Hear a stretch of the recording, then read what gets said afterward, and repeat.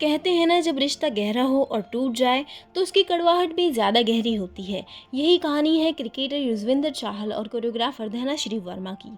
एक टाइम था जब दोनों की लव स्टोरी सोशल मीडिया पर गोल्स बन चुकी थी। शादी के बाद के photos, dance reels, romantic captions, सबको लगता था कि ये एक परफेक्ट जोड़ी है। लेकिन कुछ ही सालों में ये प्यार की कहानी बदल गई और अब दोनों एक दूसरे पर इल्ज़ाम लगाते दिखाई दे रहे हैं।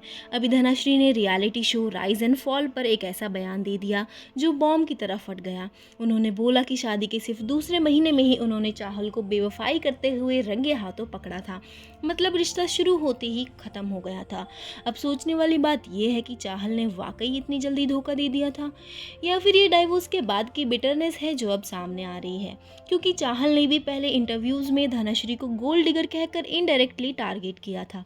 मतलब दोनों ही एक दूसरे को बदनाम करने की रेस में लगे हुए हैं।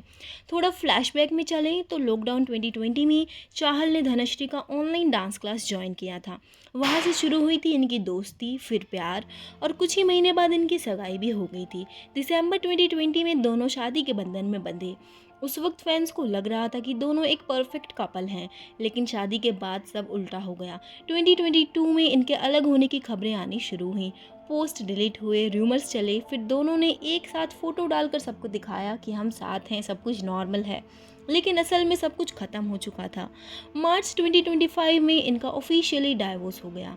इस डाइवोर्स के बाद सबसे ज़्यादा चर्चा हुई 60 करोड़ रुपीज़ एलिमनी की। लोगों ने बोला कि धनश्री ने इतनी बड़ी रकम ली है, लेकिन अब उन्होंने क्लियर कर दिया कि ये सब न्यूज़ फेक थी। उनका कहना है कि उनका सेपरेशन म्यूचुअल एग्रीमेंट से हुआ था, ना कि पैसों से। बिना किसी पैसों से उनका डाइवोर्स हुआ।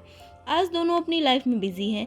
चाहल किसी और के साथ खुश दिखते हैं, धनश्री अपने शो पर रिलैक्स्ड और कॉन्फिडेंट लग रही हैं। लेकिन दोनों के बीच बार बार कुछ ना कुछ कमेंट्स, रिएक्शंस और इनडायरेक्ट डिग्स वायरल होते रहते हैं। पब्लिक रिएक्शन भी डिवाइडेड है। एक तरफ लोग धनश्री की हिम्मत की तारीफ कर रहे हैं कि उन्होंने खुलकर अपना ट्रुथ शेयर किया। दूसरी तरफ लोग कह रहे हैं कि ये बस चाहल को बदनाम करने का एक नया तरीका है। मतलब कहानी अब पर्सनल नहीं रही है, एक पब्लिक ड्रामा बन चुकी है। अब असली सवाल ये है कि क्या चाहल इस पर कोई जवाब देंगे या फिर चुप रहकर इग्नोर करेंगे। क्या धनश्री की बात सच है या फिर डाइवोर्स के बाद का ये गुस्सा है। जो भी हो, एक बात तो क्लियर है, रिश्तों की इज्जत रिश्ता खत्म होने के बाद भी संभालनी चाहिए। लेकिन लगता है दोनों अभी इस बात को समझ नहीं पाए हैं। उनकी कहानी कभी फेयरी टेल थी, लेकिन अब सिर्फ एक्यूजेशन और बदनामी में बदल चुकी है। और शायद इसीलिए कहते हैं हर कहानी का एंड हैप्पी नहीं होता, कुछ कहानियाँ एक सबक बन जाती हैं। ऐसी ही खबरों के लिए फॉलो करते रहिए। चैनल को सब्सक्राइब करना ना भूलें, वीडियो को लाइक करें एंड शेयर करें।